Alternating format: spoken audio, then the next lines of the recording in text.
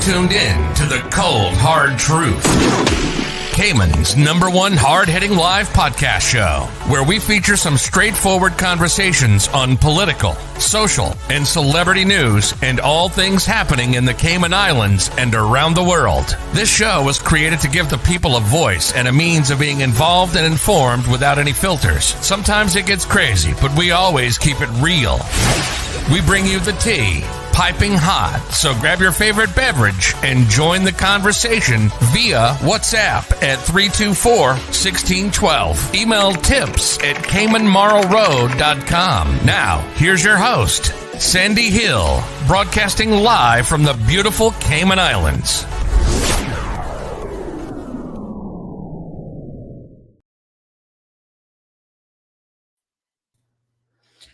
Good morning, Cayman.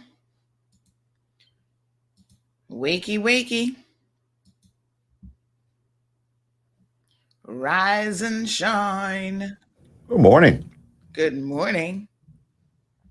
Good morning. Buenos. You are? 30 seconds. All right. Are you doing the open now again before us? Yeah, whenever I have time. I'm playing around with it a little bit. Okay. Nice. I figure when I go on the radio, my timing has to be a little bit more precise. Yeah, we'll get there. I We'll have to tighten it up. know. Tighten the ship. Yes. You have mouthful. It sounded like you said something else. That's I know. Big news. I have some important news for you. Interesting news. It's Blake and Darren's Spilling the Tea with Sandy. Cayman's top news headlines of the day from CMR.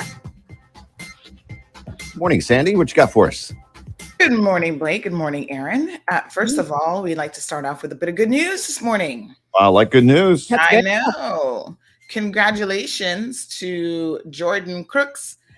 He's now the fastest freshman in the 50-meter freestyler in the entire United States of America. And guess what? He's also a Caymanian. Really? Let's get that guy in the Olympic team. Cool, yeah. Woo-hoo! Paris, 2024. Yeah, that's exciting. Yes. So he has beat out the former #1 Olympic champion, Caleb Dressel. Wow. The Tennessee freshman, climbed all the way to the top of the rankings with his Amazing. 50-yard freestyle 3 times on Wednesday. So congratulations to this young man. This is college, right? Yes. This is college meet? Okay. Yeah. All right. Where is he at? Where's he go to school? Tennessee. It says, Tennessee. do we see exactly what school? Just says Tennessee. That's cool. Okay. So, yes. So, congratulations to him. He's actually done really, really well. The island will go crazy if we win a medal at an Olympics. Yeah, that would be phenomenal. cool. Yes. It's hard for small island nations to really. By the way, did you see the speaking of which, did you see the Jamaican bobsled team? No, what happened? Did I they put win? it up on Kiss's Facebook. They did not win, but they they did a good job. Did they take an egg with them? An egg? It's from the movie. Oh, that's right. I filmed it and I put it up on the Kiss Facebook so you can see the Jamaican bobsled team compete in the Olympics. The 2-man bobsled is facebook.com/1061KISS-FM. It's I'll check it out. they did a good job. Oh, They okay. look legit too. Well, they're in the Olympics. Yeah, I know. Yeah, good for them. So we do have a press briefing today at 2 p.m. We Oh, do. what? I didn't hear about that. Indeed. They always come out of nowhere. That's exciting. What's this about? So everyone will want to tune in. You've got the inside scoop, Sandy. What's going to happen? Is this about the kids' vaccines? Probably. Well, part of it, and we're also live anticipating some updated regulations. Yes. And what else are they going to be talking about? Yes, the kids' vaccine and the job portal. Those are 3 things that. What updated regulations? Anything we don't know already? Yes, that's why it's going to be updated. Okay. What do you know though? Yeah, I do know that they were working on them late into the wee hours yesterday. So But are they thinking about continue to move? I think we're going to continue to move in the right direction. Yeah. In terms of the loosening up of of the there's no going back. Good. That's what everybody's doing, loosening. Learning to live with it. California right now is going to drop a lot of their protocols and learn to live with it. Basically, Yeah. I mean, they're classifying it as an endemic instead of a pandemic. what we found out, and we understand this here more than anything. You can close it out for so long, but no matter what happens, when it comes, it's here. You're gonna still have the wave. Yeah. You can't. Yeah, you can go. We can go back into lockdown, and we can get it gone again and live like that. But we're in a bubble again, and next time we open up, it's back. That's the problem, and that's where it's like just we did the right thing. We did the right thing in the beginning because but now that we have the vaccine, the variants were a lot worse, and now that they've mutated, we didn't have a vaccine in the beginning either. And that's right. And now that it's mutated to basically a common cold, it'll just be. I was thinking about it on the drive-in this morning. When can I get my next booster shot? When are those being lined up? Oh, you can get it now if you're eligible. Yeah, I bet. I've had the booster. Oh, you've had the booster. I think you're fine. When can I get my second booster? You don't need it yet. Of course. Yeah, I mean, like after 6 4 months. they say it tends to wean off, but there haven't been any recommendations here for people to go for the fourth one yet. Yeah. They're still encouraging people to do the first booster, basically, which would be shot number 3. Yeah, but we had a lot of people had it in at the end of last year in January. I had mine. When did you get the booster? I think I got mine in January. Oh, February, March, April, I May, got mine. June. No, I got mine in July. Your booster. I got mine in December. Yes, we're talking. So you said January. You meant before. Did I get it before Christmas? I think you got it before me. Did you not? No, Oh. I don't think so. Oh, yeah, you did. Yes, 100% you did. I did? Yes, because I'll tell you the story off air of why I know. Oh, you're right. Yeah, I did do that. The guy. It was December. WhatsApped in. Yeah. So the HSA. Yeah, so we're talking like if you're talking 6 months, we're talking boosters. We're looking at June. That's like 4 months away. Well, let's talk about that later. Let's focus on we got a plan. Restrictions. We got to get a plan Let's together. get rid of the restrictions. So the HSA has also launched their LFT online platform to include it. It's launched, but it now has been expanded to include the sister islands. So anyone who it allows anyone who needs to test across all 3 islands to reserve their spot by booking and paying online. So go to hsa.ky/appointment and you'll be good to go. So that's now in place, include the sister islands as well. Pay online, book online, boom, you're good to go. Nice. Yeah, they're getting organized. And keep in mind that we're probably the only place in the world that has been going through this that actually hasn't had to lock back down completely. That's saying a lot. It is saying a lot. I think, like I said, I think we did it right. Yeah. The tourism stipend, a lot of people were shocked yesterday to receive a notification that they're no longer going to be receiving the stipend as of this month. And so my inbox and my phone messages and phone calls were blowing up all day yesterday about that situation. So we do understand that a press release is coming out this morning. I'm still waiting with bated breath, but it should be coming out at some point this morning to address the issue. All righty. Yes. Any more on the port? That's a developing story. Okay. I do have more, but you're keeping it close until you got the full story. Yes, that's good. Is that a full Union Jack flag in the background, or is that a Cayman flag? That's the Cayman Islands flag. Is it? You can only see over your head a bit of it. You can only see. Well, you can't really see the rest of it because. It's large. It's very large. Yeah. Yes, it is a big. But I would never fly. I would never fly the Union. Well, only the Union Jack, and you can only you see that just over your shoulder, so it just looks like. I think some people be coming for me with some 4.5s or something. Yeah. So yeah. Well, an entire flag. Apparently, I've got a girlfriend. She's always looking for things with the flag. Like, is it the right flag? Is it positioned correctly? Is it? Oh, really? Those protocol people, boy, I tell you, they'll get you for that flag. Yeah. So here's an interesting. Anyone can fly the flag all the time, right?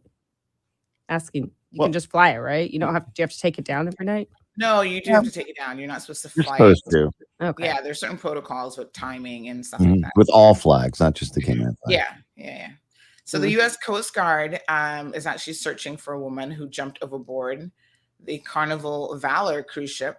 Oh my gosh, I know that one. Yeah. Oh yeah, the Valor. This was on a 5-day voyage. Oh, why? I don't know.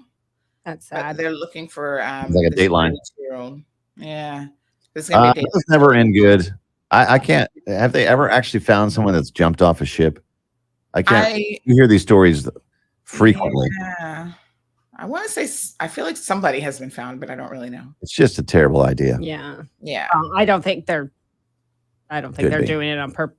Or I think they're doing it Maybe on they purpose. were thrown you know what I overboard. mean? Well, Yeah. that's Now here's a bit of a quirky story coming out of the United States of America. A lady decides to use her PPP loan. You know, this is the COVID oh yeah. payback No, protection program. Yeah. She used her money to hire hitmen. Yeah, but this was in Miami International too. So this was like a person that worked security that they wanted to get someone at the TSA in Miami. What? Oh, this is a Dateline right here. I know. Yeah. No, it was like, but it was like someone was charging someone in the like was at the. There's a TSA. reason why these shows have lasted so long. Yeah, like there's never lots of content.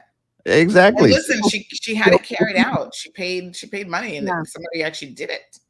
Has she never watched like a Forensic Files? You're gonna get caught. I know, it's only a matter of time. The only place you're not gonna get caught for murder probably is in the Cayman Islands. That's all I'm gonna say. No, I'm just kidding. What has they got burnt this morning? We're gonna leave that right there, Blake and Aaron. Guys, gonna get yourself in trouble. Bobo. Joking. Wonderful. Well, Aaron, we'll we'll reveal our plans, Aaron. Yeah. All right. All right, cool. Your family-friendly program. You're not allowed to say those things, but I can say them. All right, we'll see you for the Friday show tomorrow. Bye, everyone. Bye. Friday part 1 is what I'm saying. Ooh, what a hot mess. Can you imagine paying somebody from your paycheck protection program? She hired a hitman. He actually killed the person too. This is no joke. Wow. Americans are crazy. They're not the only crazy ones. Beautiful moon last night. I was saying to my husband, Marlon, I was like, can you take out the drone and but the mosquitoes, oh my God. Whew. What the hell? What's up with these mosquitoes, folks? They were coming like, I don't even know, vengeance. And then somehow one got in the porch, because then we ran back on the screen porch, and one got in, and I could hear him flying around. I could see him flying around, barely, because it was dark. And he was just buzzing all over the place. Bzz, bzz. So then I had to come in off the porch. I was like, anyhow, this mosquito bite me, I'm going to kick him in his left wing.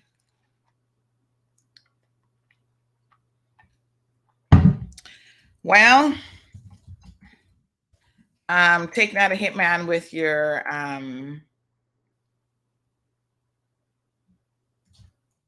PPP loan, this is probably never a good idea. Completely ridiculous. So this woman is now facing charges of conspiracy to murder, first-degree murder. Jasmine Martinez, 33 years old, used part of a $15,000 loan. I wonder how much. Oh, she only paid the guy $10,000. That's how little somebody's life was worth. Wow. So he shot and killed LaShante Jones, 24, in front of her home last year. Detectives, why would you have somebody, like, the farther away you do it from you, like, you don't have the person shot in front of your home, that kind of points the finger right back, like, look at this homeowner. Woohoo! Somebody just got shot in front of my house that I know and that I had some beef with. People are so stupid. I mean, don't commit crimes to begin with. And then the bullet, listen to this, grazed her 3-year-old child. So she actually put her own child in danger. Oh my God. Anyways, she found Javin Carter to do the murder. And the irony of it is he has now been charged with first-degree murder and the attempted murder of her daughter, since the bullet grazed the child. Wow. So her and her boyfriend both have been arrested now as well. I don't know what the backstory is about how she knew LaShante Jones, what their beef was, but she wanted LaShante dead. What a mess. Now, listen to how stupid they are. It gets even better. Police reportedly found a video on Carter's phone that showed him counting money just hours after Jones's death, saying another day in the office. Wow. Now that's stupid. So the hitman records himself counting money. Oh, another day in paradise. Another day in the office. Where's my back scratcher, by the way? Another day taking somebody's life. Wow, that's so crazy. Only in America.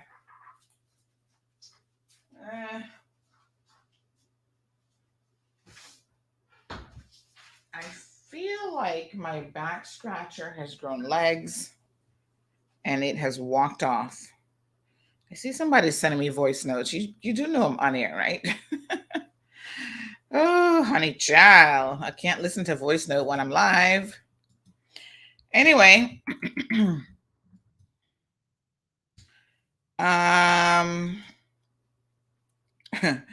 Wow. Okay. Let me try to see why. Oh, this was a woman that was killed. Wow. Okay. Let me see why. Do we know why? So, woman used pandemic money.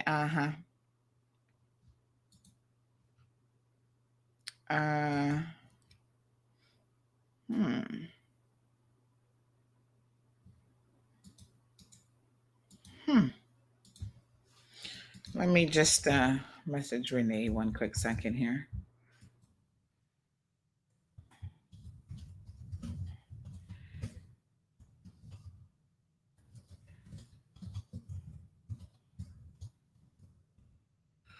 All right, let's see.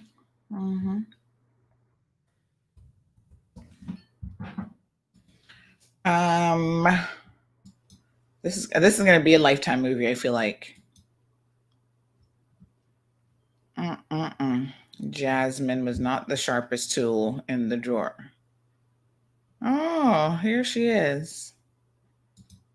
And they actually have a picture of the hitman too. Okay, let me see. Wow, I mean, you can't even make this stuff up. Do we know why? I'm trying to find the why behind the story. I didn't write the story. Renee wrote the story. And so,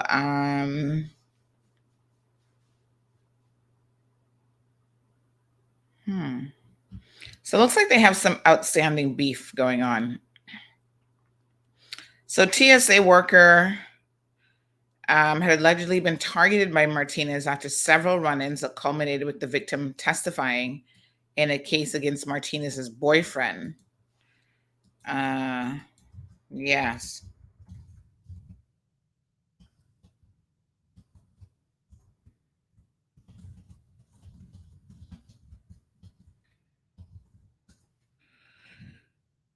So they've had an outstanding beef. This is really stupid. So Martinez was arrested in 2018 for allegedly beating up Jones again. She was attacked outside the courthouse parking lot by two men. Wow, this has been a long-standing feud, really, between these two women. How unfortunate. And now it's culminated in this situation. You honestly cannot make this stuff up. Okay, hold on a second here. Let's watch this little video snippet of this. Are you ever just so shocked at when you see a story like this? Like, you cannot help but read or listen to the story. Like, it's so like shocking. Watch this.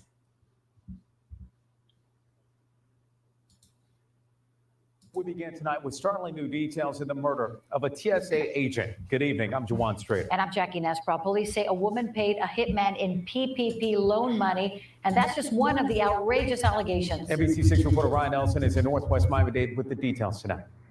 The warrants revealed a tangled web of allegations, including murder for hire, fraud, and witness tampering. Police say 33-year-old Jasmine Martinez masterminded a murder for hire plot bankrolled by PPP loans that left 24-year-old LaShante Jones dead in May. Jones, a TSA officer, was gunned down at this Naranja apartment complex in front of her daughter. Investigators say it all started in November 2018 when Martinez was arrested for allegedly beating up Jones. Just over a year later, the warrants say Jones was robbed at gunpoint in the courthouse parking lot by two men, including Martinez's ex-boyfriend Kelly Nelson, after testifying against Martinez. About a year later, the warrant says Nelson called Martinez from jail, the warrant quoting Martinez in that conversation as saying that she is ready to go kill this hoe, while referring to Jones, and quote, Jones has to die. The warrant also accuses Martinez of harassing Jones and offering her money not to testify against Nelson, who has children with Martinez. But the warrant says Jones still made her deposition in April, testifying not only against Nelson,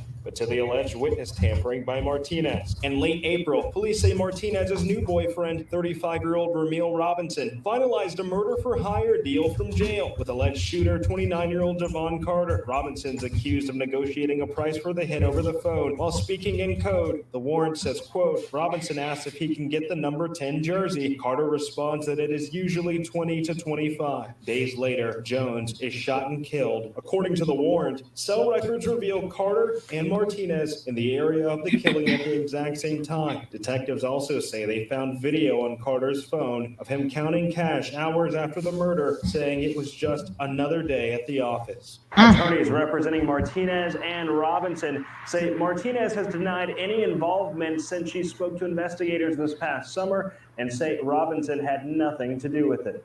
Ryan Nelson, NBC6 News. Well, I don't know how much that one's going to hold up in court, talking about you're denying any involvement, but trust me, that sounds pretty much like an open and shut case. Case solved. Good work, detectives. Good work.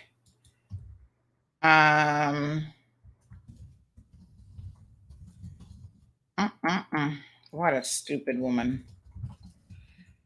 Taking somebody's life over such ridiculousness. No, sir. Anyway, good morning. Someone says that reporter's using the word mastermind pretty loosely. Yeah, she wasn't the brightest, that's for sure. I don't quite think he meant it in that way, but just to say that she was behind it all. So Virtuous, good morning. Good morning, Evelyn. Good morning, Marshall. The craziness that you see in the world that makes your head shake. Good morning, Elizabeth. I'm trying to buy a little bit of time to see if we can get this press release from government. But it looks like I'm going to have to start talking about my primary topic here without the benefit of the press release. Because I'm waiting with bated breath. Yes. Anyway, good morning, Elizabeth. Catherine is here. Jennifer, good morning, my dear. We got Diamond Princess, got it locked. Miss Nancy, good morning. Olivia, Chantel. Loved Lopez says, what's up with the traffic in the Eastern District? Well, apparently I can answer that question, Love Lopez. There was an accident by Lower Valley. Hold on. I got the report this morning. The person didn't actually see the vehicle, but they saw, okay, so when they were heading into town at 5:45, there was an accident in the vicinity opposite Watler's Estates. No cars to see on the main road, but a police SUV is there with lights on and the entrance was taped off. Detective work here now. If the entrance was taped off, it might be a bit more serious. So the police car didn't move soon, so slow traffic. So that's why. And it was also drizzling rain. I think the rain is kind of abating a little bit. But yes, there appears to have been some sort of police action. The person's assuming it's an accident, But normally if they have it taped off, that's either a fatality, which wouldn't be good, probably in the bushes, or it's not a traffic accident at all. It's something else. So here's the thing. I don't know what all the details are. Julia says, my husband turned around and came back home after moving only 50 feet in half an hour. Wow, it's that bad? Geez, I'm a beast. Ooh, not good. Everybody else is saying it's an accident. So yes, Sophia, good morning, Tommy. Paul is here. Louise joining us from Detroit. Let me mispronounce it so Soka can get on my back. Bermuda. She's like, why do you say I don't know how else to say it. That's just how I've said it forever, I guess. And I don't know. Bermuda. Yeah, she's definitely going to jail for life. See, that sort of thing to me should be the death chamber. Like I'm pro death penalty, like 100%. And I think that if you take somebody's life, this was a young mother, 24 years old, then yeah.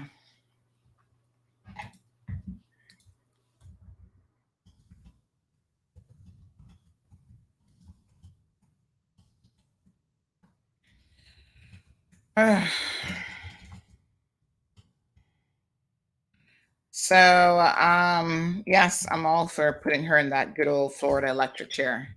Does an electric chair have a nickname in Florida? A lot of them do, like they give them a little nickname.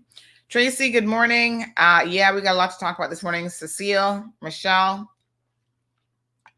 Anne Marie, good morning to you. Michelle's got it locked. Miss Sue, Nikki is here. Nikki's on a cruise ship. Grandeur of the Seas. Girl, Nikki, you've been vacationing like nobody's business. Oh, an overturned car. Can you send us a picture on WhatsApp? 324-1612. We like to get the sauce. Somebody send us a photo of this accident. So listen, what a hot mess yesterday was.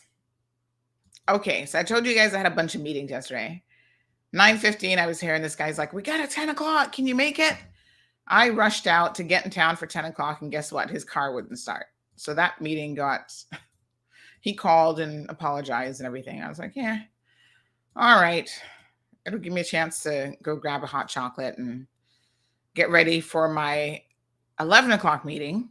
Then my 11 o'clock meeting, Zoom wouldn't work. So the person couldn't hear me, and I don't know why. I mean, it was on my laptop, so it's like a no-brainer when it's a laptop because you only have one mic source. Like this computer, I have multiple microphones and, different inputs and outputs for audio and all sorts of stuff. I can mute it on this. I can mute it. The laptop is really straightforward, so I do not know. I need to figure that out. Like I need to have a test Zoom session to see what was going on, but they were unable to hear me. I could hear them perfectly fine. I could see the computer was registering my audio perfectly fine as well. So I don't know. We just ended up picking up the phone. Did it via WhatsApp. So that was a pretty good meeting with another client. And then I had to go run and see Rocio to get my color touched up a little bit. In case you guys haven't noticed, all the gray is gone now. At some point you got to make a decision to color or not to color. Like at some point in life, you got to be like, yeah, I'm just old. Just let the gray show through. But I'm not there yet. I'm not willing to give up in that particular area. So then I had to run to another appointment, which was supposed to be 1:30, but really ended up being 2 o'clock. And that one was pretty decent as well. It was a working lunch. So I always feel good when I get things done. Miss Cleva says there's a bad accident. Yes, we are aware our road access is closed off. So if you need to enter or leave, use Kala Lily. Any pictures of this accident? Somebody should send me one. So thank you, folks, for the real-time traffic update. We appreciate that. That makes your life easier because, yeah, people are like, what's going on? But yeah, we knew fairly early because when I got up at 6 o'clock, I saw the message. I was like, ugh, Not again. Another traffic accident. But yeah, not good. I hope the person's okay, but normally it's not a good sign if they've got the area taped off. Marshall says, I'm all for the electric chair too, but some people just need to suffer. Well, you know, the state as it is not going to make her suffer. Do they really suffer in jail? I feel like, you know, these people are probably kind of used to jail life. It's probably not that big of a deal. You're still getting fed by people. You get 3 meals a day. I don't know how bad women's prison is. I think the men's prison can get pretty gruesome depending on, like, if you're in a hardcore prison. There's this YouTube channel. I've watched a couple of his episodes where he talks about like prison life. This guy who's been in prison seems like 1 or 2 times. And it's like almost like a maximum security prison. Like, I don't know what he was in for, but apparently he's on the outside now. And he's made a whole YouTube channel around prison life. It's so interesting to listen to him. And a lot of it is about having like the wrong cellmate, or how sometimes you have to, they got to turn you out in prison. So in other words, you become somebody's little sex toy, whether you want to or not. It's just survival, right? And it's crazy, the stuff that you hear. He talks about people making shanks, and it's like, sometimes I just can't stop listening to these things. I'm like, oh, I don't want to hear it, but tell me again. What did you just say? This is madness. All right. Here we go. Here's the press briefing. The press release. I've been waiting for it. Here we go. Someone says that federal prisons are better than state prisons. Better for who? The inmates or what? Okay, so let me send this to Renee so she can put this up on the website. And then let us open the press release so that we can read it, because here's what has happened. Yesterday, apparently, remember we told you the day before that there were going to be some delays with the COVID disbursements because they were actually working on the list. So they were going to be removing people from the list. Well, did they ever remove people? Lord Jehovah. They removed a lot of people, and apparently a lot of people are not happy about it. Ooh, this is a long press release, 4 pages. What do you have to say so much? Jesus, I hate when they do press releases this long. Anyway, let's read through it. But I was getting messages all day yesterday. Yes, Miss Corrine, I know what you mean. About, let me read some of the messages that I was getting.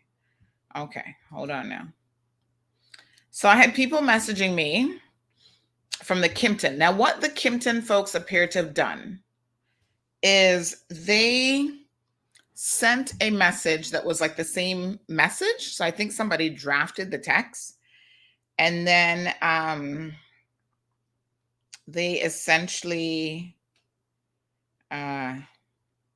sent the same message. So like 4 or 5 people sent the exact same message, but from different people. So let me show you guys the message first of all, and then we can see what the issue is and go from there. And I've gotten more than one, so give me 1 second. I'm just going to pull some of these off of my phone so that I can share these with you.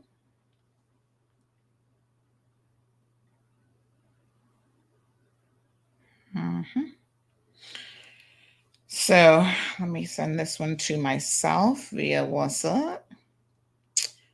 Yeah, I have myself saved in my phone. Anybody else have themselves saved in the phone? I do that because I actually do have another number. So let me send this one to myself also.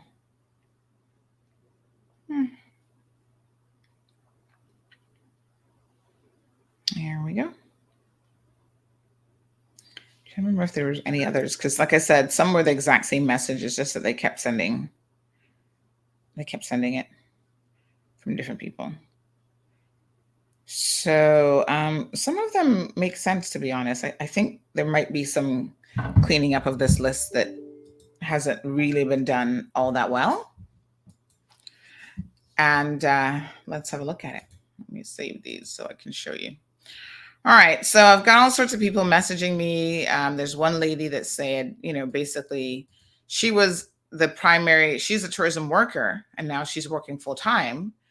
And so they have pulled it from her because now she has a full-time job, but her spouse is not working. And I'm thinking about this. I think I need your help here because I feel a little bit conflicted about this, to be honest, because I understand the point that this was just supposed to be for people working in tourism, but you are supporting Caymanian families.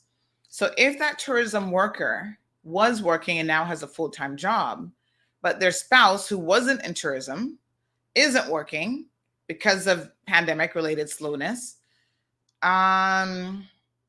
should they continue to receive the stipend? This is a bit of a quandary, as they say, right? So let me see. Why is this not allowing me to add anything? Hold on. Ugly truth. Yes. Traffic accident this morning. Why is this beeping at me? What did I miss?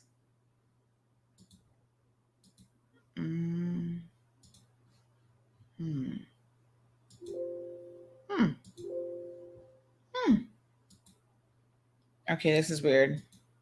Hold on a second. I think I'm missing something. I'm like, the computer is making, like, it's not letting me click anything. And I'm thinking, why? What have I done? Oh, is it because this window's open? Let me see. Let me close this. And then, yeah, there we go. Lord have mercy. The brain just isn't working. Okay. Yeah, I had a side window open. All right, so let's look at some of these. Let's have a look at some of these messages. Okie dokie. All right, message number 1. This is the one that they kept sending me. By the way, the ugly truth, what can you do? If people keep having accidents, maybe I'll need to learn how to drive better. We could start there for sure. Okay.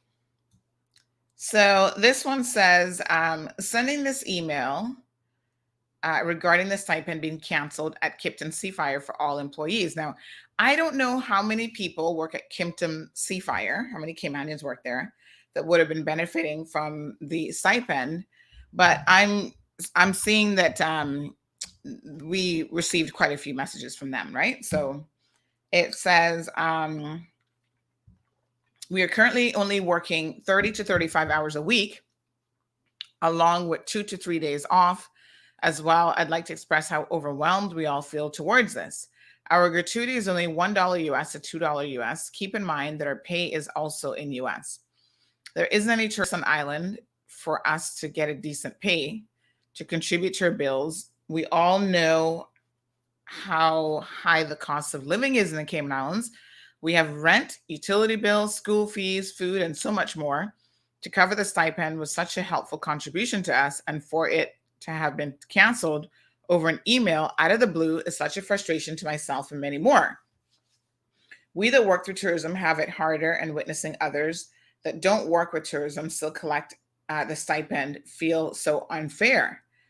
If this reaches your social media platform to voice other as myself, I would like my name to stay anonymous, please, and thank you for your, and we got this more than once, so it was pretty much copied, and then I think somebody drafted it probably for the workers, and then they all sent it out.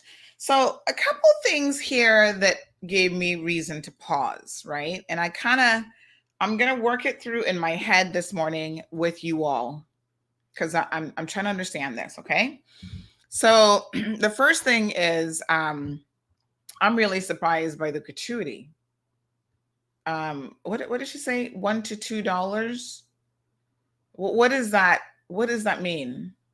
Is that per person? How does gratuity work? I've never worked in the service industry here. Like I've never worked in tourism. So is that gratuity per person? Like every client is $1 to $2 because they're splitting it between so many people? Is that the issue? Because damn, that seems really low. Now the government, we're slowly reopening. So of course there has to be this question of at what point do they start to pull back on the stipend, right? Because folks, if you think, and this is where maybe the government hasn't really said this to you guys, if you're working in tourism and you think that tourists, even if we dropped every single restriction in the world, the tourists are going to run flooding back and we're going to pick up to pre-pandemic levels, you're probably highly mistaken. It's going to take a minute for travel, especially tourist-related travel, not business travel, to return to those levels, in my opinion. It could be a while. Oh, so someone said that's $1 to $2 additional per hour. Okay, all right, I feel you. I don't know what their hourly rate is, but it's probably like $4 an hour, and then you get grants on top of that, right? So, okay. So let's work this out together. Tourists might take, say, at the press briefing today, we hear that they're going to drop every single measure, which I don't think that will happen, but say they did, and y'all can come flooding back in droves. Droves.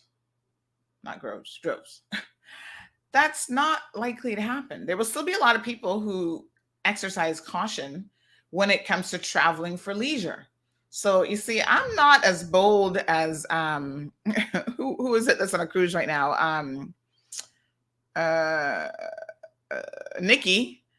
You couldn't get me in a cruise ship that easily before COVID, much less now. So I don't know. Like, I feel like, are people going to just be traveling just for a holiday? Like, I know everybody thinks that the government is what's stopping people from traveling. Just open the borders, let everybody in, drop every single restriction. But, there might still be a lot of people who are like, I value my health and safety, and we still don't know really where this virus is going. So I will return to some degree of normalcy, but it's not going to include a vacation right now. I kind of feel like you could get stuck going on a vacation. And let's say while you're on vacation, the next variant comes out that's horrific. Then all of a sudden things start to shut down or revert, you don't know. We've been there. The governments have literally given little to no notice, the US, the UK, this is going to happen. So, I know y'all are all excited that they're dropping every single measure, but what happens if next week, Monday, Omicron number 522 decides to emerge, and it's called Deadlycron, and it's so much worse than the Omicron variant or the Delta or the Alpha that we've had. And now it's like killing a lot of people. The governments could say, oh, shoot, we got it wrong again. Let's shut back down real quick. So for me, travel isn't like a top priority. I don't really have anywhere to go. So it's entirely possible that tourism is not going to return to pre-pandemic levels for a minute. That's the point that I'm trying to make here. So when you say, for example, that, there's still no tourists here, at what point will the government ever be in a position to say, okay, are we going to wait? Like, what's the test? Are we going to wait until the Kimpton says, oh, right, we're now at 90% capacity before they pull the stipend? Well, I don't know that government can even afford to do that. So here's probably what's going to happen. As y'all are pushing them to drop the restrictions, which is fine. As they drop the restrictions, they're also going to be dropping your stipend. So you need to keep that little quandary in mind, because I think the two, unfortunately, for people in tourism, will be going hand in hand. So here's the thing. Yes, this is a lot. Rent, utility bills, school fees. I guess this person to be paying school fees must not be in public school, which I kind of think they probably do have kids in public school. But anyway, I'm not sure what other school fees you're paying. Maybe uniforms at the beginning of the year, food, and so much more to cover.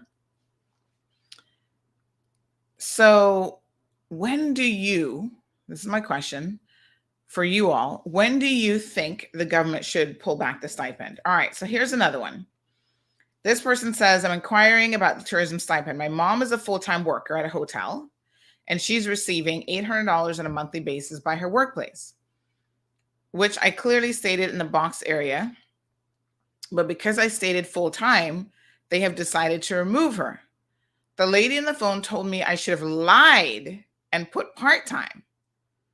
Why would I lie about her being part-time when she's clearly full-time but still not receiving her full salary?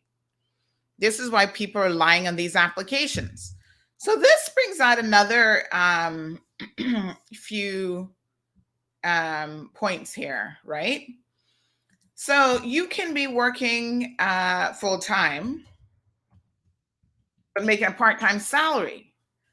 So when you said that you were working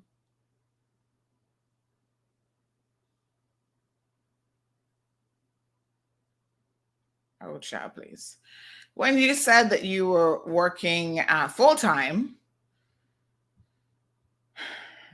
oh Lord, when you said that you're working full-time, I don't know who was vetting the applications and how closely they read that, full-time, but it's still a part-time salary.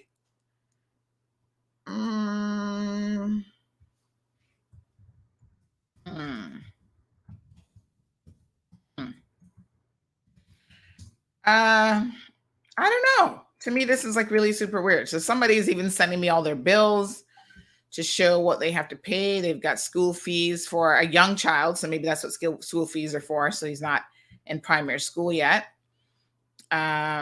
So yeah, I mean, listen, I'm not doubting that people have bills. I mean, shoot, we all got those. They never seem to end. In this case, the tourism worker, their husband is overseas receiving medical assistance.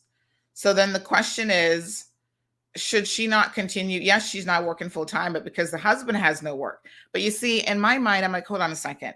Isn't it the husband who should be applying for assistance?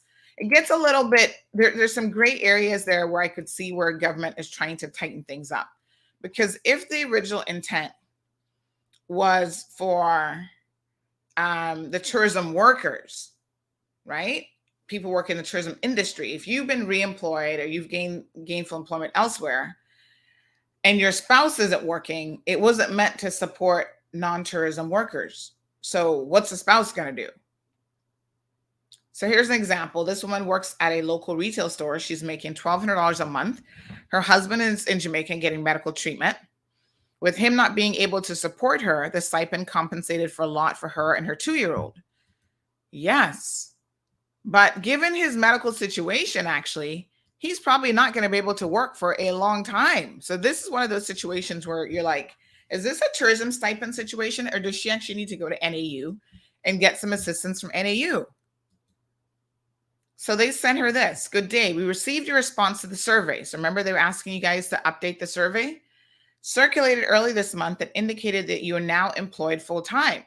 As you're no longer a displaced tourism worker, you've been removed from the list of payees for the stipend for displaced tourism workers. We're happy to welcome you back to the world of full-time employment. However, should you find yourself in difficult circumstances again, we encourage you to reach out to Works for Job Seeker Support. Okay. Somebody else shared the following. And this is where now NAU and, these other entities need to really try to have a collaborative situation going on here. So individuals needing additional assistance to supplement their incomes can apply to the needs assessment unit. They tell you where they're located and what their hours are. And everybody's like, the problem with the needs assessment unit is they take so long, and they really do make you go through the ringer in terms of your checks and whatever, that it is a difficulty. So Shirley sent this out. I don't think Shirley, mine's is showing that she sent it out. Says this is wrong on every level. They realize Caymanians who tried to better themselves and keep supporting the ones who don't. Oh, I don't think that's his realize. Hold on. Let me see if I can see what that text actually says. Hold on. They penalize Caymanians who try to better themselves and keep supporting the ones who won't even look for work. This is what we get for being honest. I guess I soon get my email too, that they cut me off. Meanwhile, we have work permit holders working in CBC. A work permit holder working in CBC? Who is the rep in your daughter's constituency? Start there. Tell her to go in person to see them. I will see if I can find anything out for you or any good jobs. I'm so sorry for her. So this is a situation again where it's the husband who's unable to contribute to the household that is really causing the problem. Now, I don't know how much money she was making before in tourism. Some people who work in tourism weren't really making much more than the stipend, to be honest. They might have been doing retail, and retail isn't known to be the highest paying job in the world. So there's a lot of questions, but I do feel like, so this is another one from the Kimpton. Like I said, it's the same message that they essentially sent from different people. So here is my thinking on this, right? And then we're going to see the press release that went out this morning to see what government's response is. Number one, they needed to give people notice. So receiving this email yesterday ahead of a payment that's probably coming out today or tomorrow isn't sufficient notice. If someone, whether they had been scamming the system or not, had been receiving this $1,200 stipend over the last umpteenth months, I think the least that could have happened is that they should have and could have notified people that the payments are going to be stopping next month. There was also some indication at one stage that they would not stop payments completely, but they would sort of do like a stepping down situation. So they'd go from the 1,200 to maybe like 700, and then the next time you'd be out the door. But I think that was just the progression of the people who are going to stay on it. This was trying to clean up the list. So this is people who have said they're working full time. Someone, and I'm guessing this was a civil servant, was reviewing these applications, and the person said, tick, I'm working full time. Was there another question that said, how much are you making in your full-time job? Attach a pay stub. Because if you see someone only making $1,200 a month, right? Can somebody help me out here who completed this survey? Did it ask you anything about your household expenses? Did it ask you how much money you're making in your full-time job? What your expenses are? Do you have another family member that isn't working? Maybe the tourism stipend, now that it's under finance, are thinking that's none of our business. Those are the questions that you go to NAU with. And a lot of people do not want to go to NAU because NAU will be scrutinizing you. They will be vetting you. But more importantly, they seem to be taking donkey years to get it done.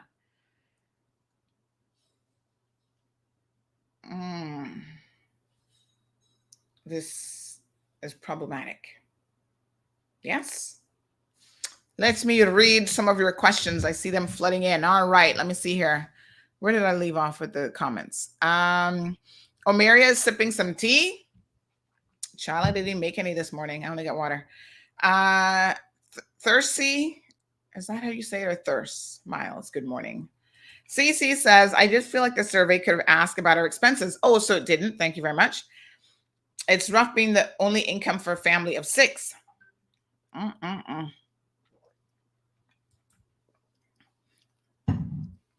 And then again, the question in my mind becomes, I could see how, if they're thinking this is just tourism stipend, right? Even before the pandemic, it's probably rough on a family of 6, especially if one person isn't working. So that always becomes a question of, this isn't a case of tourism displacement. This is a case of just general unemployment displacement. So we need to find the other spouse a job. We need to get you back working full time. You need to get into NAU and you need to register. One of the things I know for sure that they were trying to force people to do was get registered, because apparently, I understand, and I'm going to read the press release because I don't know if it addresses this, but I've heard that some 600 people who were receiving this money did not even respond to the survey. So government has to be thinking, we send out a survey and we tell you that if you don't respond to this survey, you're going to lose your benefits. and you don't bother to respond, then clearly you're not that concerned about receiving the benefits to begin with. And they would have all received the email. And it was all over the media. So those 600 people who were removed for a non-response, maybe they've gotten new jobs, maybe they've moved away. I mean, I don't know why you wouldn't respond to it.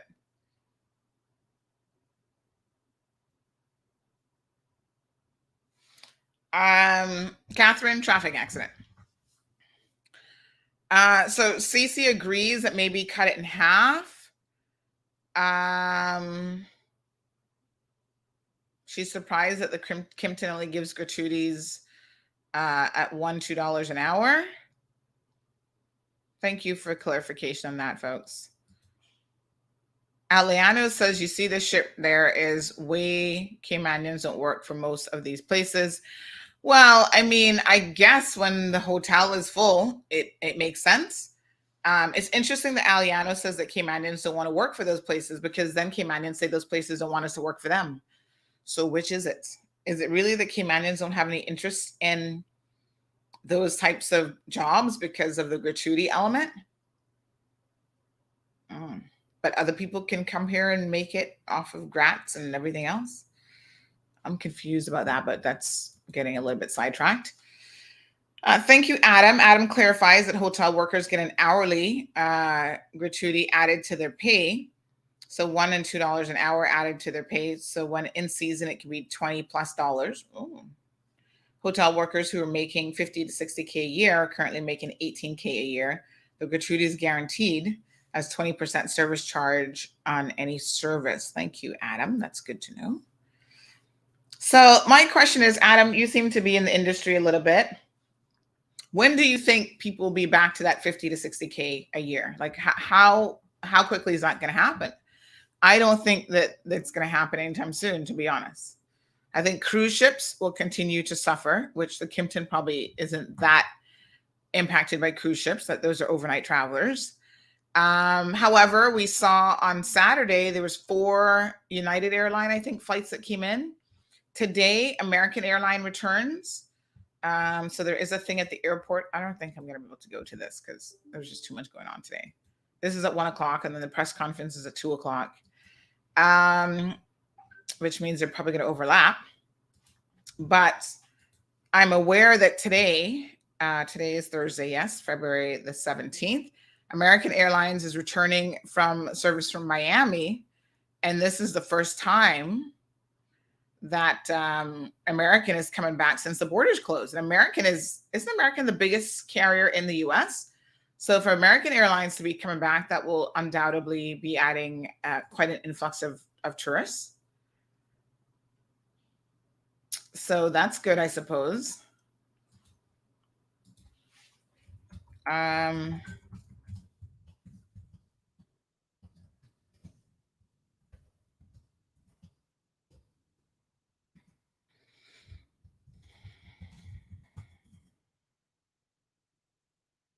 All right, we got a WhatsApp commentator here.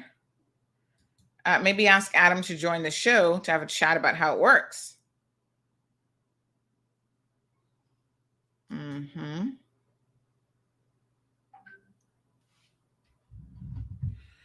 Cruise ships are coming back on the 27th of which month? This month? Somebody sent me a picture yesterday of a cruise ship being spotted off of the shoreline out in, let me show you guys this one. I'll post this up here in a second on social media as well. So this cruise ship was out in the water yesterday. Let me see here. People in West Bay spotted it. I heard next month, so I don't know about that. That sounds interesting. So let me see if I can send this to myself. Yeah, so I heard next month, but the 27th of this month seems a little bit close. That's like next week. Good morning, Susan. Sharon says, speaking from experience with that gratuity rate plus hours being worked, that pay clearly goes towards health insurance and pension. Mhm. Carol is asking, does the Kimpton employ Caymanians? Well, apparently at least 4 or 5, because they all messaged me yesterday. I don't know how many more, but they do employ a few. We don't know how many. So it'd be nice to get some numbers from tourism.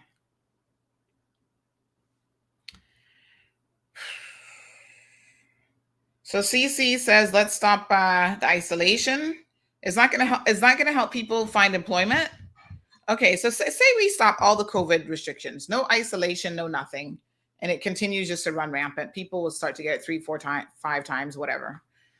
How does that help people get back to work? Because if you get COVID, right, even if you stop the isolation, but you're sick, you still got to stay home. So you're not going to be going to work if you're sick with COVID. People just don't want to be locked down. They want to be out in the streets with COVID is what they want to be doing. Let's be honest here. You know, my husband got sick last week. It wasn't COVID, but he had to stay home. He took off of work and he didn't go anywhere. He stayed home in bed because he was really sick. So if you get COVID and you're sick, what are you going to be doing out in the streets anyway? So I hear you about the restrictions, but I also think that the idea is, even if it's endemic, like any other illness that's very communicable, in other words, you catch it really, really easily, you should be trying to limit your contact with people. And you see, the government can't trust people to have the common sense to do that on their own. That's why they're forcing people to isolate and to test. And remember what Dr. Newton said on Monday, that there's a logic behind the testing, because they need that information to then make other decisions. So they need to see how people's viral load is coming along. I think I need to turn the AC on today. It feels a little bit warm. Ooh, 81 degrees. Ooh, honey child, it's hot in here. Nikki says, I'm on board 9 days now, 900 people. Did 8 islands already, 0 COVID so far. I met so many people who want to come to Cayman. They even booked. But when the cruise line switched Cayman to Costa Maya of Jamaica, they're canceling. I feel so much safer here than Walmart. Well, I don't know that either one is particularly safe, but lots of protocols and safety precautions. You know, I'm glad to hear the cruise ship finally is out in the high seas. 900 people isn't a lot of people, but we've seen the others that have tried it more recently that it wasn't working for them. They were having a lot of positive people on board. So El Rey has a suggestion to say reduce the stipend by 25% every 1 to 2 months. So a slower reduction. Sanya says these hotels have little to no Caymanians working there, even the bellmen are from overseas. Good morning, Paul. He says, get all the airlines flying back into Cayman. Currently, AA and Delta, the 2 major players, are not flying here. Well, I think you just heard me say AA is coming back today. Drop the testing requirements, then drop the stipend. Your tourist numbers won't be back to pre-pandemic levels, but at least we can earn a living. Do remember as well that the return of the airlines is not entirely up to us. The airline companies themselves will be making these types of decisions. Now, United has come back. I think they had 4 flights, like I said, on Saturday. American is coming back today. So slowly they're coming back, but anything can happen next week. I think we also need to get in this mindset that nobody can predict the future. So next week, the US, their numbers are going down. Their death rates are staying kind of steady at about 2,500 per day of people. But say something happens next week in the US, these airlines, just like Air Canada did the other day, can make a corporate decision to pull back out. Right?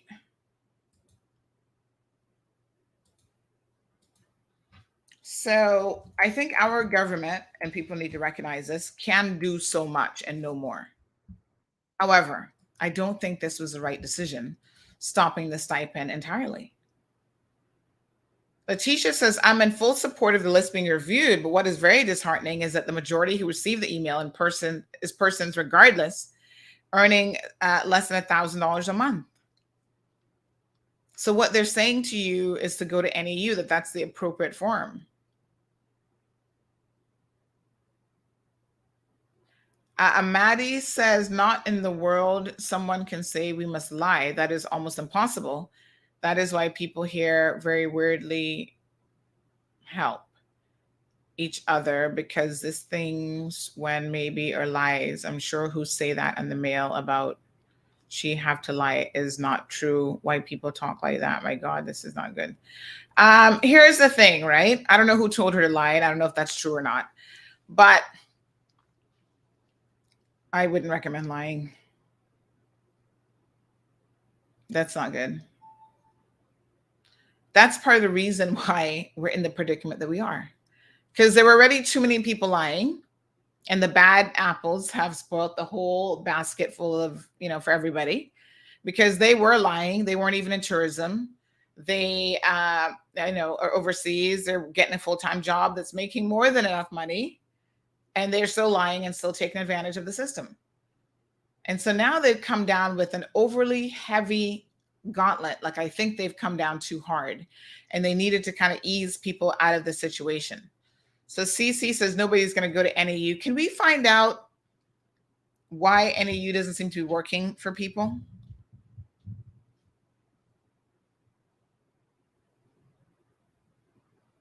I don't understand, Amadi, the question. So what is this news is about? Talking about a stipend. This is why people is not going to get help for their fulliness news. No clue what that means. Oh, thank you, Letitia. So persons were required to include employment details and a current pay slip, so it's evident that they're not receiving the info, they're not reviewing it in depth, and not passing employment status. Let me tell you what would have been a good idea. All right? Okay. So somebody fills out the new survey. They're asking you, thank you, Letitia, for that. Working full-time, your salary, whatever. If they saw someone below, let's say $2,500 threshold, Letitia and Cece, did they ask you anything about your household? How many people working? And I think I'm going along the same lines as Emma here, right? They should have, before yanking the stipend from underneath people, they should have taken a bit of a collaborative approach. And I thought that this is what tourism was trying to do earlier on with job placement and the job fairs and whatever. This is labor, falls under this ministry.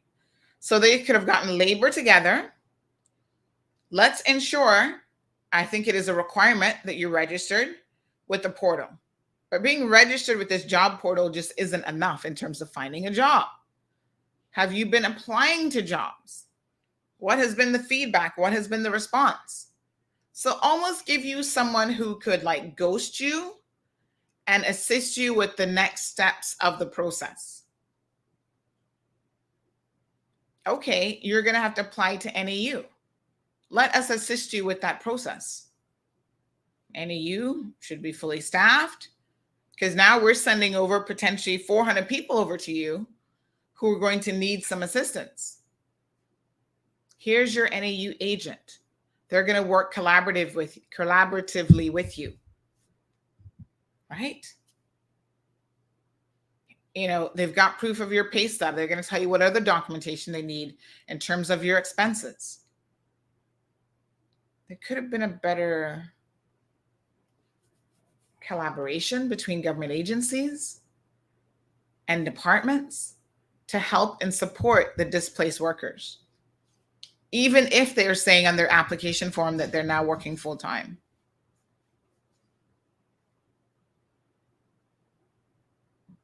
Emma says, what is job seeker support? What does that mean? Hope it's not job placement, because most positions in hospitality are already filled with expats. So we know there was a job fair the other day.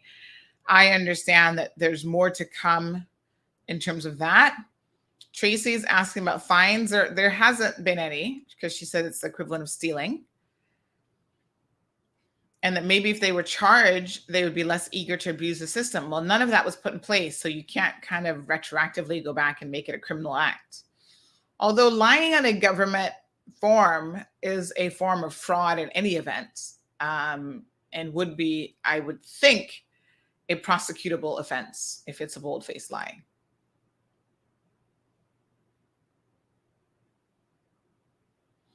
Emma, that continues to be, you know, a bit of a quandary.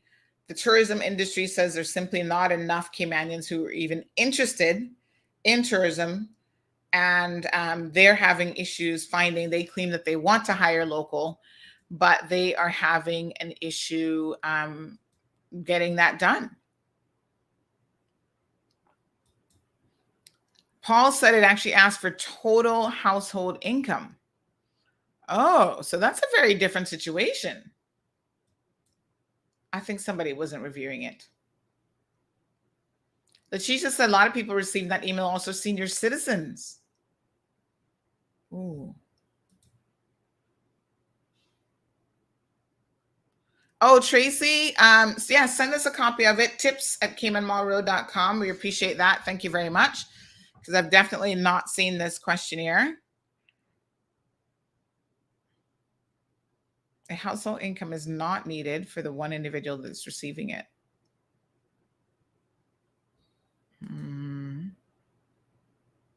Yeah, Josh, so they come back today. They're making their inaugural flight back in today. People saying works is no help. So these are the things now that they need to fix.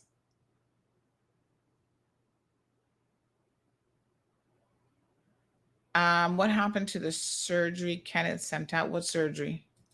What am I missing here? Yes, Miss Darlene, I do think that the ball has been dropped a little bit here. Who's migrating to England? I don't know. All right, let's read the email. So let's see what the government has to say. Thank you so much. I mean, again, it's going to take a minute for people to get back. So Suzette says, however, even though it's not high season, workers not making anything near what they would have, therefore they're still financially strapped. Ugly Truth said, regardless of how good the stipend, the tourism sector, my apologies, recovers, there'll be milk in the system. Will continue to cry for that stipend. At some point, it has to end. Well, that is true. And so there will be, I think, a little bit of a clash with people who've just gotten used to that extra $1,200, knowing that you can't get it. And is it entirely possible that maybe some tourism workers, I mean, if the money is there, then obviously Caymanians who want to work in tourism should definitely, you know, have that option. But could it also be a situation that maybe the tourism industry just isn't as lucrative as it used to be? I mean, I wouldn't, even in the best of times, you couldn't pay me to be a taxi driver, because that market is so oversaturated. You have so many people doing taxis and tours, and how many dive locations, you know, it's just a very saturated industry already. So it's hard to probably make a decent living. Although I think if you're innovative, like Paul here has a bioluminescent business, right? I think Paul was doing okay during the pre-pandemic times. But in the next 2 years, if you have 50 other people jumping up doing a bioluminescent business, what do you think is going to happen to that industry? Well, what you make is cut by 50. And so everybody keeps taking more and more and more of the pie, and the pie is ever so big. The pie size doesn't really change. And it's one of the reasons why we continue to get overrun by low budget tourists, because the only way apparently to make up for that in the minds of some people is to just get more and more and more and more numbers. And that takes a toll on everything on this country. The environment, which, by the way, that's all we got. And we don't have a lot of it. It's a very small island. So we're getting overrun by volumes of tourists and destroying the environment. Stingrays are running away. They don't want to come back. The good thing about the pandemic is it has allowed the earth to rest just a little bit. Did you guys see the pollution levels in China have cleared up so good that you can take like before pandemic and after pandemic photos, and you can actually see clearly the background in China of like images and stuff. It's amazing. And the Cayman Islands is no different. The starfish returned, although y'all keep touching them. right? And so at some point, we also need to be talking about what is sustainable for a tourist industry, especially when we have so many people trying to rely on those numbers. Cruise ship tourists are very cheap people, by the way. They don't tend to spend a whole lot of money.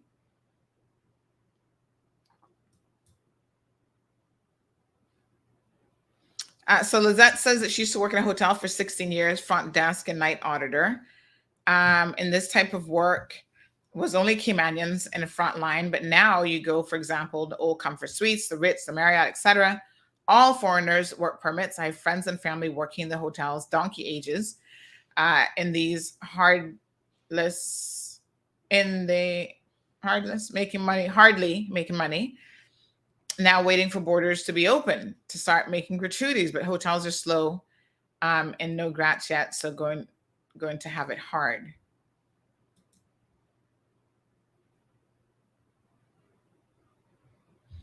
Jonathan says once the tourists return and they see the price of everything, you're not going to be making a whole lot in grants anyway. But I think they make grants mandatory is how they work it in, right? Sue says they need to vet people properly and fairly. I mean, that has always, I think, been the intent. So let's read the press release. All right, give me 1 second here. Let me pull it up in screens for everybody to see. We can read it together. So Aliana says it should be based on tourist injection. Sure, Rainbow says NEU itself needs a clean sweep. Jamelia says exactly, they want to know the color draws you have on. But listen, let me be fair to NAU. I'm not saying that they're doing a stellar job, but I think what has happened is, once again, there have been too many people abusing the system. So they do have to ask you for a lot to try to weed out those who are looking to abuse it. So everybody says it should be stopped at some point. It has to be stopped. The government cannot continue to hemorrhage money through this tourism displacement program. It's into the millions of dollars.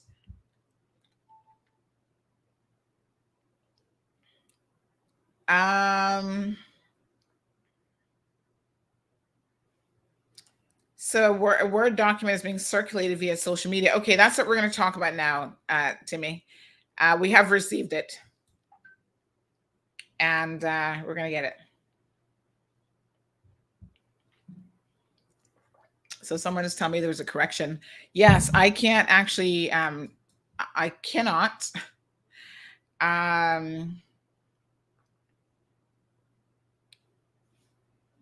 put up the story and talk to you guys at the same time, but there has been an amendment. Oh yes, thank you for pointing that out, because now I'll make sure that I get the right one open.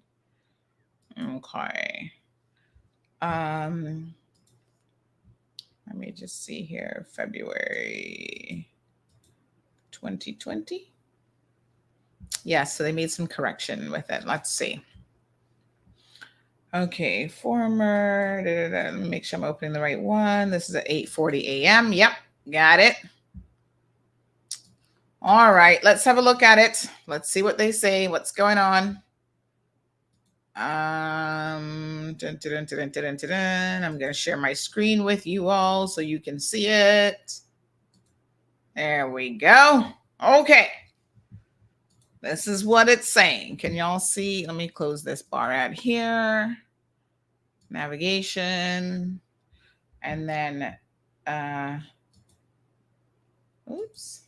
Let's increase the size. Can y'all see? Ooh, that's a little bit too big.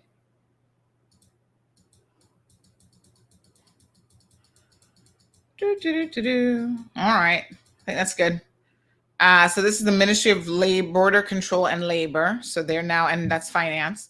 They're now in charge of this. So over 600 former recipients of the displaced tourism stipend have returned to gainful employment, according to the ministry. Okay. These individuals are now automatically transitioned to the newly created Tourism Recovery Grant Program, and which will provide them with 2 months of financial support at a reduced rate.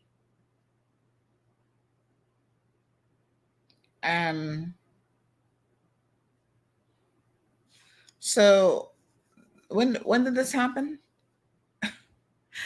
Hold on a second. We got a bit of a switcheroo on our hands here. All right, give me 1 second, because I know Renee is working on this story, and I need to make sure actually that she puts this in context, because this is very different from what's actually happening. Let us play our national song for just a moment, please. Just a second. What a hot mess.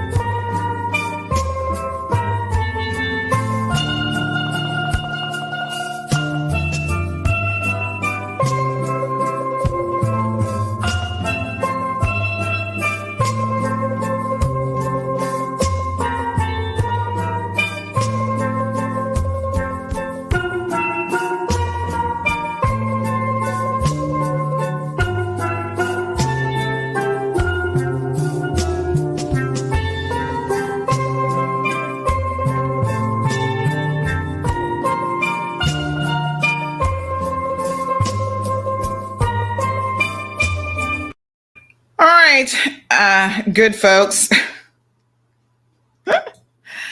I have to make sure that our story is accurate. And since I'm not writing the story and Renee does not necessarily know what happens in the Cayman Islands, I literally had to send her a bit of a voice note because this requires some explanation. So now we see what we were just suggesting actually happening, but we all know that that isn't what they were told, right? So some corrective measures have been taken, but you know what? Good. You fixed it. Now, I do have a question though. Who thought that pulling it from underneath their the foot of the workers completely and sending out that email was a good idea to begin with? Now, y'all know. You know what? I need a mug. We need to get some new CMR mugs that say, "What a hot mess," because that's exactly what this is. I'm glad they're fixing it right away. That means that somebody's admitting to a mistake, but this press release also kind of gives me the feeling that no one's actually saying that there was this initial email that went out that didn't say anything about this transition of a tourism recovery grant. This press release should have come about this recovery grant before the email that went out. Now, you guys know I'm here to try to help the government as much as I possibly can. And the only way that we can do that, folks, is by actually being honest. If you had this concept before yesterday of a tourism recovery grant program, which over 2 months will phase people, bring them down a little bit, now they can plan ahead. If they need to apply for NAU, that gives them a little bit of time to get a hold of NAU and say, right, I was part of this program. I'm going to be losing that additional $1,200 a month. I need help with rent. I need this. I need that. Is it too much to ask for people to actually have a plan and to be organized? couple months ago, we were talking about the benefits of goal setting, how you have to be very specific about what you're trying to do to accomplish your goal, and that you need to work out the milestones. Like, I need to accomplish this and I need to do that, and this is how I'm going to get there. If you don't have a plan, what's the saying? You're planning to fail. Our governments, the civil service, the political arm need to demonstrate to the people of this country more and more that they've got a plan. And for me, I'm confused because wasn't this what the Ministry of Tourism, the minister, had said months ago last year at a press briefing?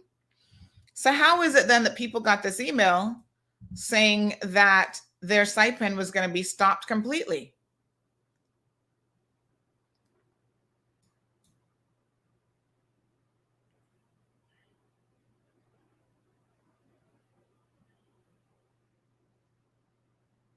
That don't make no sense. So, okay, I see you. And I also see that what was really sent out to people was this.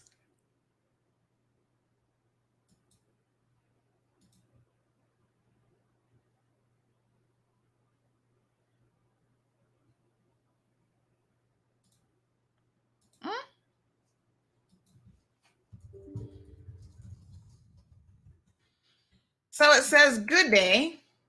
We received a response to the survey circulated earlier this month that indicated that you're now employed full-time. As you're no longer a displaced tourism worker, you have been removed from the list of payees for the stipend for displaced tourism workers. We're happy to welcome you back, blah, blah, blah, blah, blah.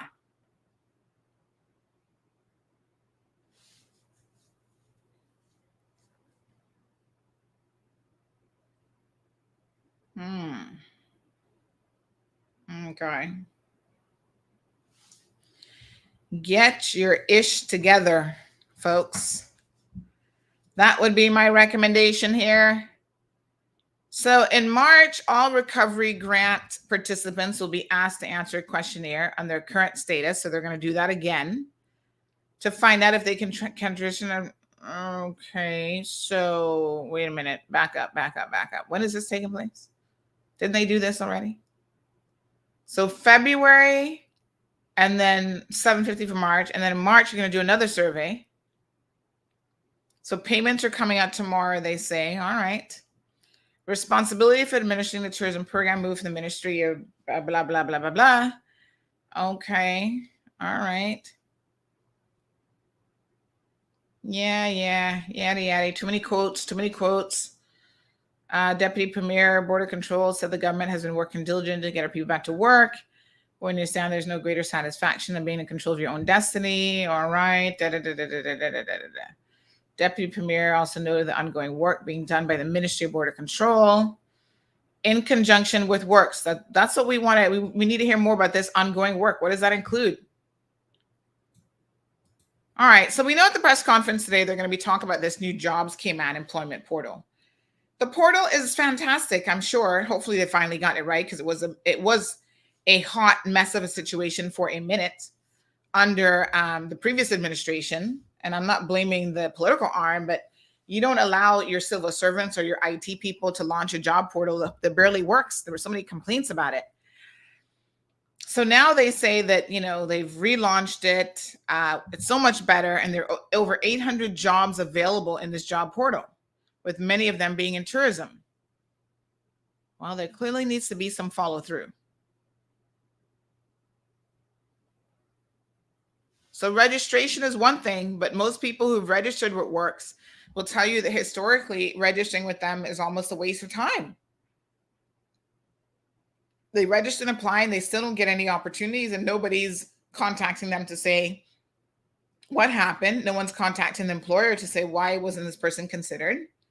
Sometimes it was even mismatching people, like it was recommending jobs for you that had nothing to do with your experience.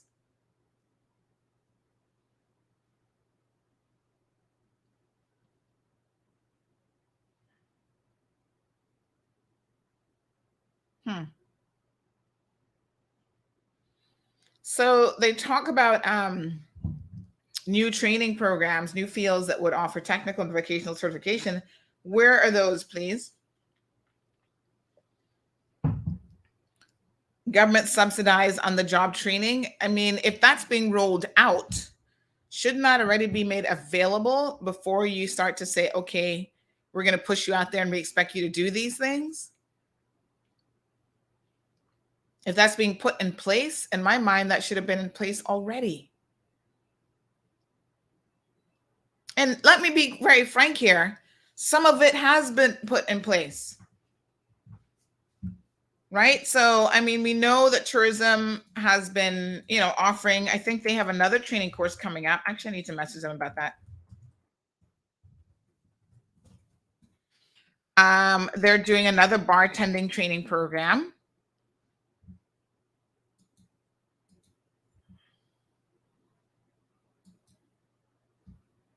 Right?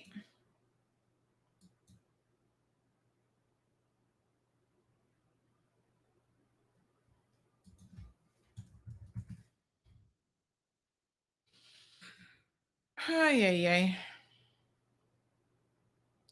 So they have 2,400 tourism stipend recipients, 625 recovery grant participants.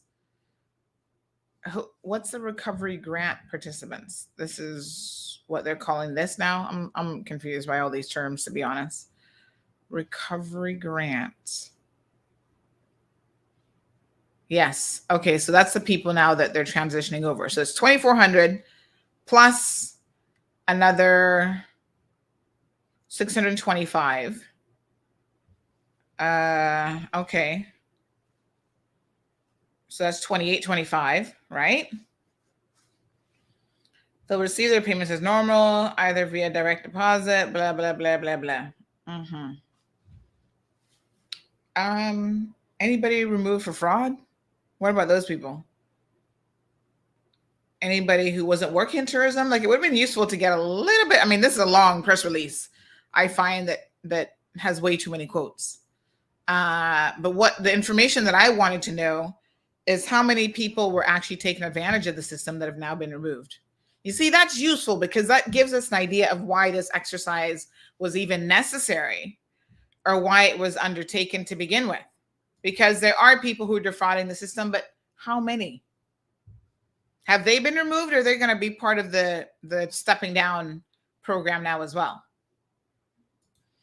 Jamelia says, look at poor me. I applied for the ex gratia statement all now from November. Call me and I phone ring, no answer, and emails. And no one has still gotten back to you. You know, Jamelia, the last time you mentioned this some 2 weeks ago, I did reach out to some people on your behalf to see what was going on with this. So I'm surprised that you're telling me that this is still the case. Give me 1 second.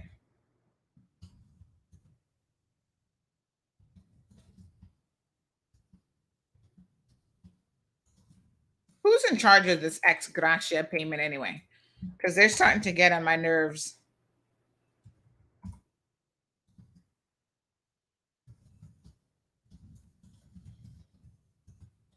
There's no excuse in my mind for not responding to someone. Like, honestly, there's no excuse for people like, okay, madam, we've received your application. It's being processed, or we've got a problem with it since November. That's why it's now February. And we haven't been able to get you these ex gratia funds. I mean, all of these programs sound fantastic and good on paper, but they're only as good as how it's being managed. So this doesn't make any sense. And little Jamelia, she's out there. She's a little hustler. She's not sitting down doing nothing at home. If she can get up and work, she's going to be worked. I mean, she's going to be working. Charles said he's not seen such an email. You might want to call him and make sure they get your correct email address. Miss Darlene says, what do government call full-time employment? Well, I guess the definition of full-time is 35 hours, I guess. I don't know. Is it part-time employment contracts supposed to expire in March 2022 and cannot be told if their contracts will be renewed for full-time employment, or not being told if they have jobs, but they're being told that they will not be receiving the stipend? Travel Cayman government is an example that certain tourism stipends are facing right now. Travel Cayman. And the person that answers the stipend telephone number is a real bully. So you're referring to government workers?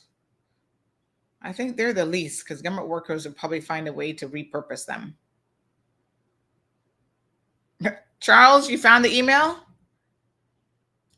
You must, maybe it was in the junk mail folder. This is the other thing, folks, is you got to make sure that when you send out and you provide your email address that you are checking it, you're checking the junk mail folder and stuff, to just ensure that, you're actually getting these messages. 2 p.m. is the press conference. Now, give me 1 second. They've just sent out another email. People said they just got this. So if you are a tourism displaced worker, folks, go check your emails and you should have received this one. So this one says, Dear Displaced Tourism Employee Stipend, this is at 8:10 a.m. recipient. We apologize for the delay in communicating with you. I don't think there was necessarily a delay. You just sent the wrong information, or now you've changed course. With the transfer of the stipend program to our ministry, we have been reviewing the program to guarantee its efficient delivery and have been checking and rechecking the accuracy of our data.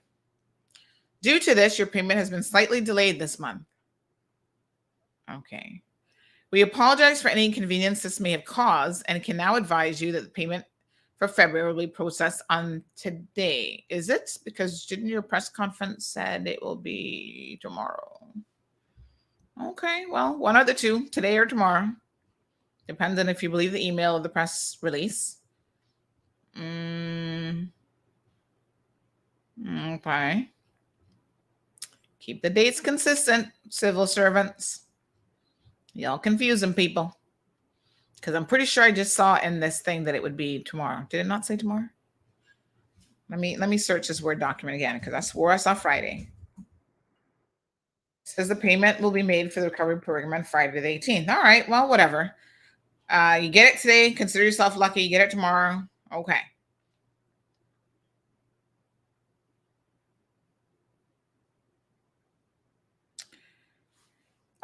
So here's the thing, folks. They should have sent this email out from payments are normally received. Is it mid-month, the 15th of the month?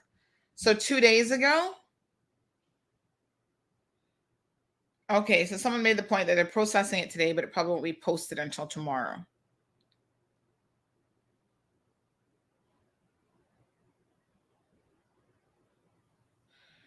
Dallas says this is a joke. My son pointed out some of the problems he encountered when applying, and he's in IT. Who's the company hired by government to build and manage these websites?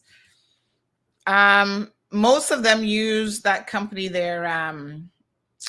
What's the name of the company? They get a lot of government contracts. The one with the Indian guys. And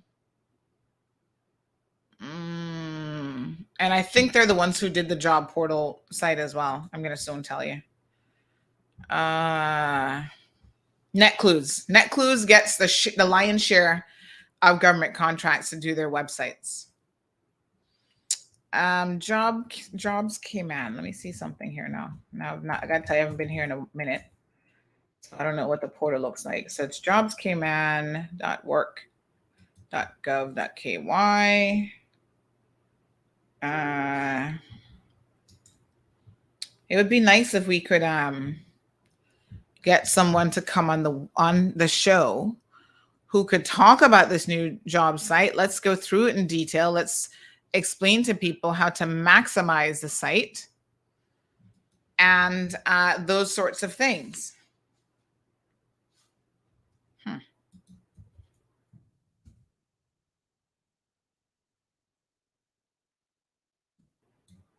What a mess.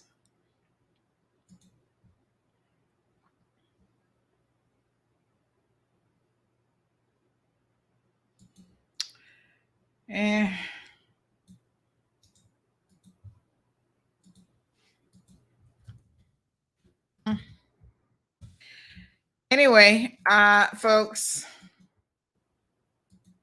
Miss Sue says the right hand doesn't know what the left hand doing. So that is very, very clear. Painstakingly so at times, I'm afraid.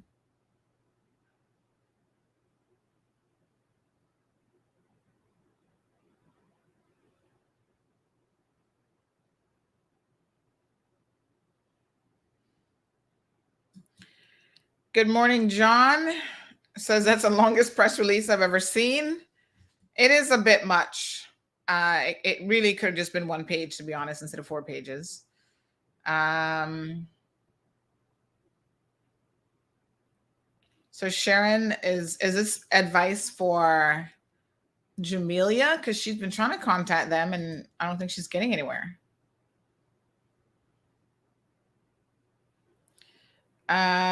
Says here that Cayman Railroad should look into this. They help who they want, because I know people who haven't gotten paid when they were isolating travel Cayman employees, and they went above and beyond to seek information about the person and still not $1.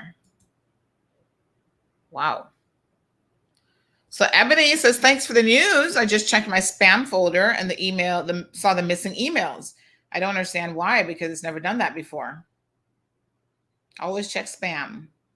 In fact, sometimes what you have to do, I don't know what email client you guys are using, but you have to tell your email client to accept all emails from like an extension, at gov.ky or whatever, so that you get all of these relevant emails.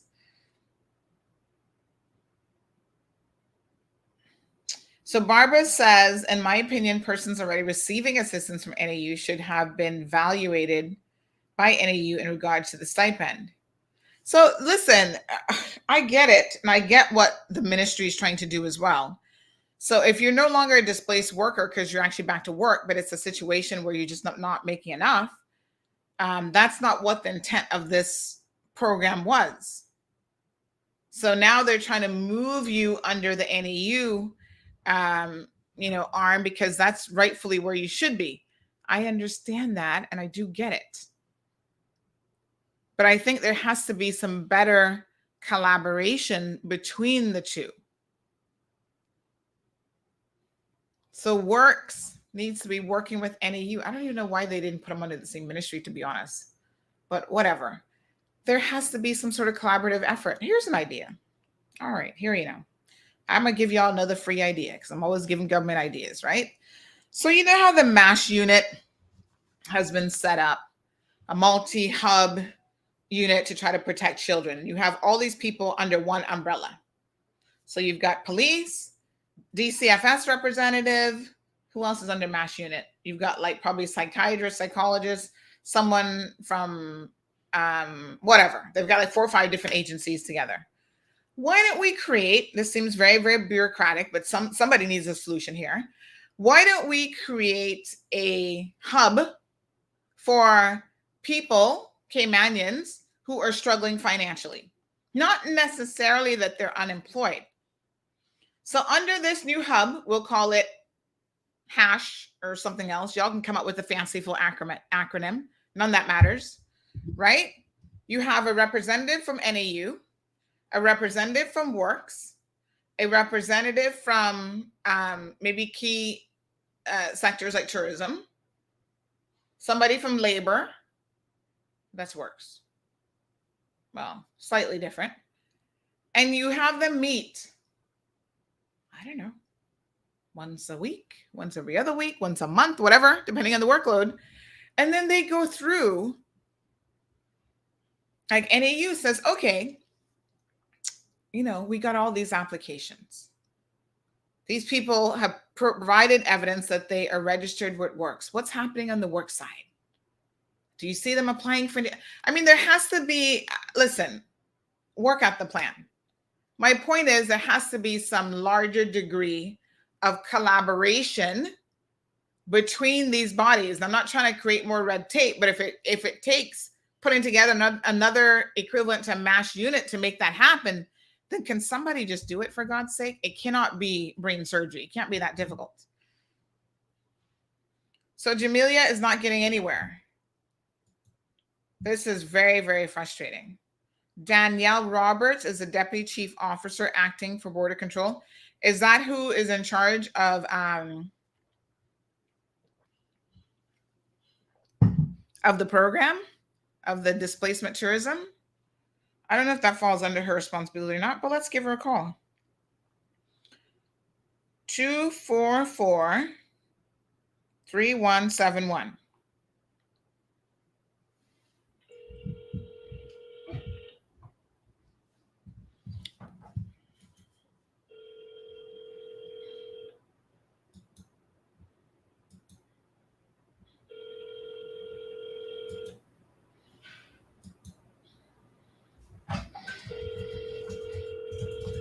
Sorry, Danielle Roberts is not available.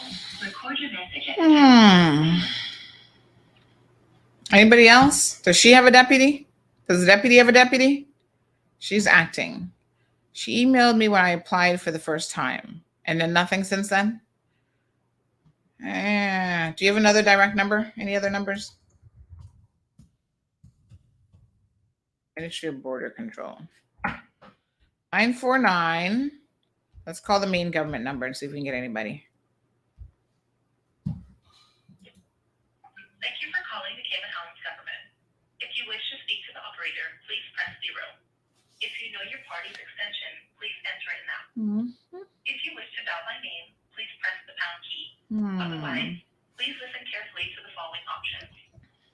Needs Assessment Unit or Department of Children and Family Services, press 1. Public Service Pension Board, press 2. Ministry of Education, press 3. Customs Department, press 4.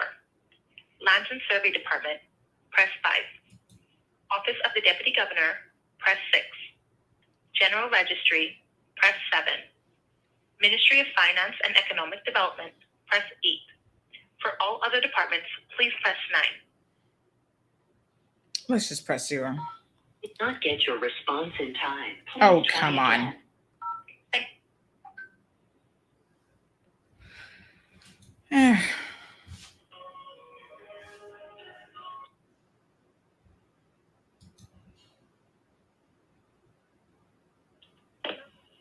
A very good afternoon, government offices here. Good morning, sorry. Oh, girl, you're hours ahead of your time. No, Good. I call it after morning. Good morning. Can I get through to the Ministry of Border Control and Border Control and Labor, please? Yeah, you're gonna need to. You're on air live right now, so. Yeah, I love you too, sweetie. I'll talk to you on the other phone. Thank you.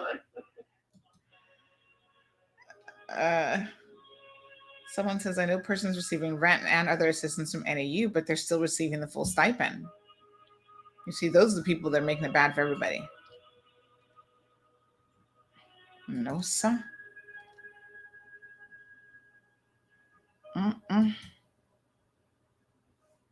No, man, Sarah answering the phone. You never but her. By the way. Right, Santan, hold on 1 minute. Okay, thanks.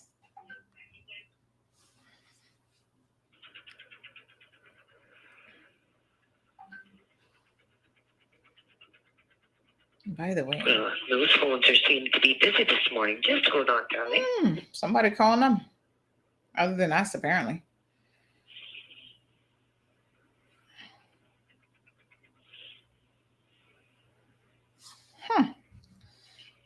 Good morning, Alice. No one's in the office yet. They're probably stuck in traffic. Well, they must be in the office because somebody on the phone. Hold on, sweetheart. All right.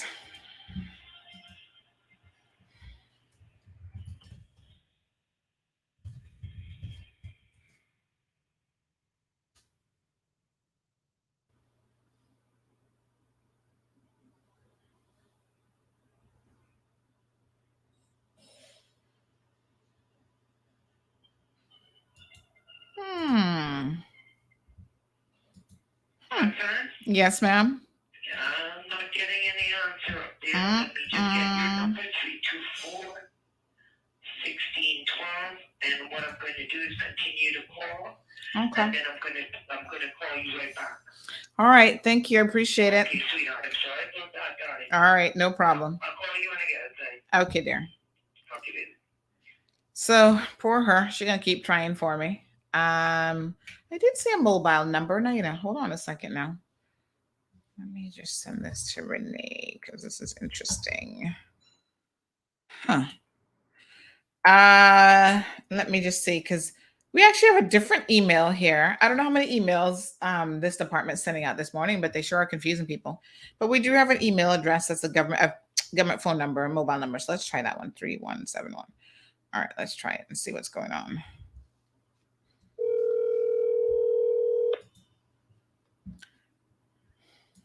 I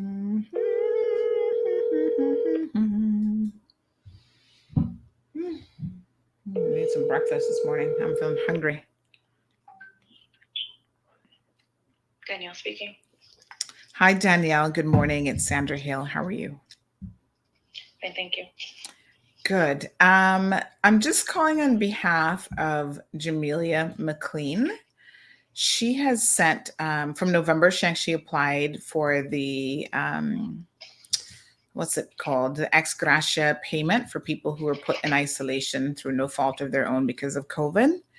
And she's not been able to get a response regarding her application in the last few months. And she's just wondering if someone could please reach out to her about the status of her application. Thank you. We can reach out to her directly. Have a good day. Okay, thank you. Now that's as rude as you can possibly get. Jamelia, they said they'll reach out to you directly. If you don't hear from them in the next 2 days, let us know by Monday, and we'll be calling her again. If it's that easy, if you can reach out to them directly, why is she waiting from November, December, January, February, and you still haven't reached out to her?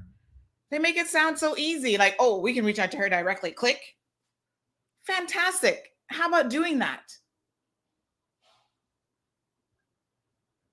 Damn. Forget the phone manners, because some of them not got at. But yeah, y'all heard it? Dry call? That wasn't even dry. That was straight up rude. We'll reach out to her directly. Click. Don't even get me started. Basic phone customer service 101 is you always let the client hang up the phone first. These are senior civil servants. From the second she heard she was, oh. Woo! Lord have mercy. And this is who we got at the top acting as deputy chief officers. Right. And you have to wonder why the system is broken. People get offended when we